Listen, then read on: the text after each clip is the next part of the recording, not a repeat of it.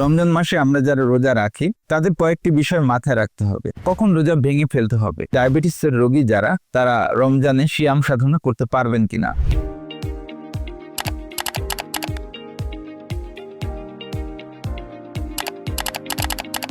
আপনারা জানেন যে রমজান এবং ডায়াবেটিস এটা খুব বহুল আলোচিত বিষয়।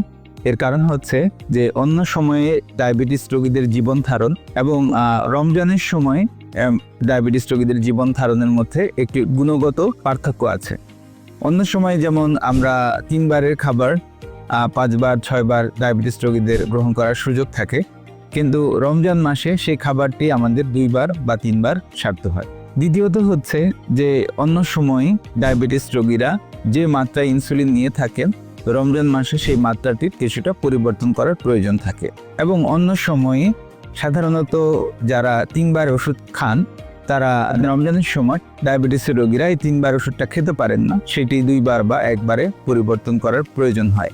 তাহলে প্রথম আমরা যে প্রশ্নটির উত্তর দেওয়ার চেষ্টা করব যে আসলে ডায়াবেটিসের রোগী যারা তারা রমজানে সিয়াম সাধনা করতে পারবেন কিনা। উত্তর হচ্ছে অনেকের মধ্যেই একটি ভুল ধারণা রয়েছে যে যারা ডায়াবেটিসে আক্রান্ত রমজান মাসে তাদের সিয়াম সাধনার ক্ষেত্রে বিধিনিষেধ বা বাধা রয়েছে। আসলে এই ধারণাটা পুরোপুরি সঠিক নয়। যারা ডায়াবেটিসের রোগী এবং যারা স্টেবল, বড় ধরনের কোনো অসুবিধা নেই, তারা স্বাভাবিকভাবেই চিকিৎসকের পরামর্শ নিয়ে রমজান মাসে সিয়াম সাধনা করতে পারবেন। তবে যাদের বয়স খুব বেশি, আগে থেকে রক্তে ব্লাড গ্লুকোজ কমে যাওয়া বা হাইপোগ্লাইসেমিয়ার ইতিহাস রয়েছে, কিংবা যারা সন্তান সম্ভবা কিংবা বাচ্চাকে বুকের দুধ খাওয়াচ্ছেন, কিংবা যারা বড় ধরনের কোনো ডায়াবেটিস জনিত জটিলতায় ভুগছেন, কিংবা রেনাল ফেলিউর বা ইন্ডিস্টেজ রেনাল ডিজিজ, দ্যাট মিনস কিডনির খুব অ্যাডভান্সড সমস্যা, কিংবা যারা হার্টের জটিলতা অথবা হার্ট ফেলিউর এর সমস্যায় ভুগছেন, ইজেকশন ফ্র্যাকশন খুব কম, এ ধরনের রোগী যারা, কিংবা আগে থেকে ঘন ঘন রক্তে ব্লাড সুগার উঠানামা বা রক্তে ব্লাড সুগার বারবার কমে যাবার ইতিহাস রয়েছে, তাদের রমজান মাসে সিয়াম সাধনা থেকে বিরত থাকাই উত্তম। এছাড়া বাকি যারা আছেন তারা স্বাভাবিক নিয়মে সবাই রমজান মাসে রোজা রাখতে পারবেন। এখন রমজান মাসে আমরা যারা রোজা রাখি তাদের কয়েকটি বিষয় মাথায় রাখতে হবে। যে রমজান আসার কমপক্ষে 2 মাস আগে একজনের চিকিৎসকের পরামর্শ নিয়ে আমাদের ব্লাড গ্লুকোজ সেটা ঠিক করে নিতে হবে। রমজান মাসের জন্য একটা সুনির্দিষ্ট ডায়েট প্ল্যান তৈরি করে নিতে হবে, যেটা চিকিৎসক করে দিবেন, এবং যেটা 3 বারের ইনসুলিন সেটা 2 বারে, কিংবা যেটা 2 বারের ইনসুলিন সেটা আমাদের যে সেহরির আগে যেটা নেই সেটা কমিয়ে ইনসুলিন অ্যাডজাস্টমেন্টের প্রয়োজন রয়েছে। এবং যদি কেউ 3 বার ওষুধ খেয়ে থাকেন, যেমন মেটফর্মিন জাতীয় ওষুধ অনেক সময় আমরা 3 বার দিয়ে থাকি রোগীদেরকে, কিংবা 3 বারের ওষুধ 2 বারে এটা চেঞ্জ করে নেবার প্রয়োজন রয়েছে। এখন আমাদের আরেকটি বিষয় মাথায় রাখতে হবে যে আমরা রমজান মাসে কোন ধরনের খাবার খাবো। রমজান মাসে আমরা কি খাবার খাবো সেটা আগে আমি বলেছি যে আগে থেকে যখন আমরা 2 মাস আগে আমরা চিকিৎসকের শরণাপন্ন হব, তখন আমাদের একটি ডায়েট প্ল্যান ঠিক করে দিবেন। তো আমরা ক্যালোরির মাত্রাটা ঠিক রাখবো। কেউ যদি আগে থেকে ধরুন 1800 ক্যালোরি খাবার প্রতিদিন খেয়ে থাকেন, তাহলে রমজান মাসে 24 ঘন্টায় উনি চেষ্টা করবেন ওই 1800 ক্যালোরি খাবারই খাওয়ার। 2000 ক্যালোরি খেলে বা 1600 ক্যালোরি যা খান ওই সমান পরিমাণ ক্যালোরি খাবার উনি খাবেন। শুধুমাত্র যে খাবারটি খাবেন সেই খাবারটির আমাদের খাবারের পরিবর্তন হবে, কিন্তু টোটাল ক্যালোরির পরিবর্তন হবে না। এখন আরেকটি বিষয় সেটা হচ্ছে যে রমজান মাসে যারা একটু কষ্ট হয় বা যারা সামান্য ঝুঁকিতে রয়েছেন তাদের ক্ষেত্রে রমজান মাসের আগে ওনারা নফল রোজা রেখে এটা প্র্যাকটিস করে নিতে পারেন। এক্ষেত্রে বড় ধরনের কোনো জটিলতা হলে বা সমস্যা হলে এটা আগে থেকে ধরা পড়বে। এখন রমজান মাসে কেউ যদি রোজা রাখেন, পরবর্তী প্রশ্ন সেটা হচ্ছে যে কখন রোজা ভেঙে ফেলতে হবে। যদি সহজ বাংলায় যদি কারো হাইপোগ্লাইসেমিয়া বা রক্তে ব্লাড সুগার কমে যাবার কোনো লক্ষণ বা উপসর্গ থাকে, তাহলে ওনাকে সাথে সাথে আমাদের ব্লাড সুগারটা চেক করবেন, এবং ওটা যদি 4-এর নিচে হয় তাহলে আমরা যেটা করতে হবে, তখন আমাদের রোজাটা ভেঙে ফেলতে হবে। তো এটা বোঝা যাবে কিভাবে? বোঝা যাবে রোগীর চোখে ঝাপসা দেখবেন, অস্থির লাগবে, বুক ধরফর করবে, খুব বেশি দুশ্চিন্তা হবে, এ ধরনের হলে, এবং হাত পায়ে হালকা কাঁপুনি হতে পারে।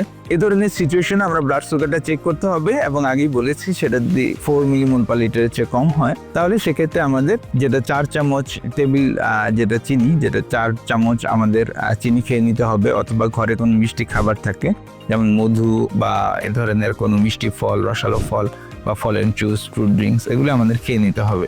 এখন পরবর্তী প্রশ্ন যে আমরা রমজান মাসে কি খাবো।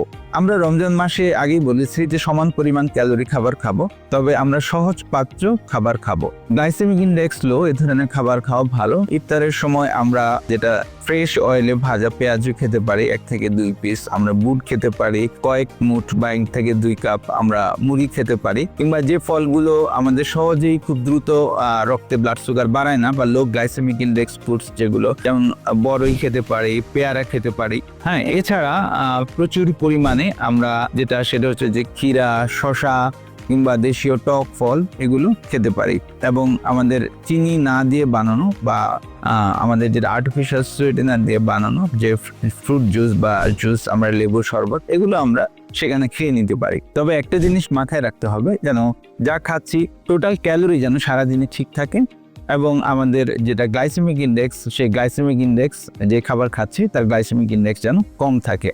আরেকটা জিনিস হচ্ছে, যারা আগে থেকে ইনসুলিন নিচ্ছেন তারা চিকিৎসকের পরামর্শ ক্রমে ইনসুলিনের ডোজটা আমাদের অ্যাডজাস্ট করে নিতে হবে। তবে সাধারণত আমরা চিকিৎসকেরা যে কাজটি করি সেটা হচ্ছে সকালের ইনসুলিনের ডোজ যেটা, সেটা হচ্ছে ইফতারের সময় ঠিক রেখে আমাদের যেটা সন্ধ্যার সময় বা রাতের বেলা যে ইনসুলিনটা নেই ওইটা আমরা সেহরির আগে মোটামুটি অর্ধমাত্রায় আমরা রোগীদেরকে দিয়ে থাকি। আগে ধরুন কেউ সকালে 20 ইউনিট, রাতে যদি 20 ইউনিট পেয়ে থাকে, তাহলে যেটা আমরা করি সেটা ইফতারের আগে আমরা 20 ইউনিট এবং সেহরির আগে সেটা 10 ইউনিট বা 8 ইউনিট এরকম আমরা চেঞ্জ করে নিয়ে আসি। এবং সেহরি খাবার ক্ষেত্রে সতর্কতা অবলম্বন করার প্রয়োজন রয়েছে। আমরা যখন সেহরি খাবো তখন চেষ্টা করব একদম শেষের দিকে খাওয়ার জন্য।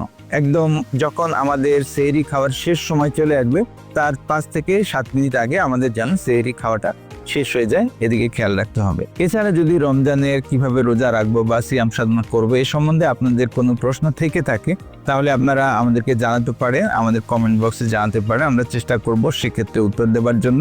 আর এ ধরনের রমজান মাসে যাদের ডায়াবেটিস আছে, যারা আগে থেকে ডায়াবেটিসের ওষুধ খাচ্ছেন, ইনসুলিন নিচ্ছেন, তাদের সেবা দেওয়ার জন্য, তাদের রমজান মাসে আমাদের ওষুধ অ্যাডজাস্ট করে দেওয়ার জন্য আমরা ভৈরব ইউনাইটেড হসপিটাল সবসময়ই আছি।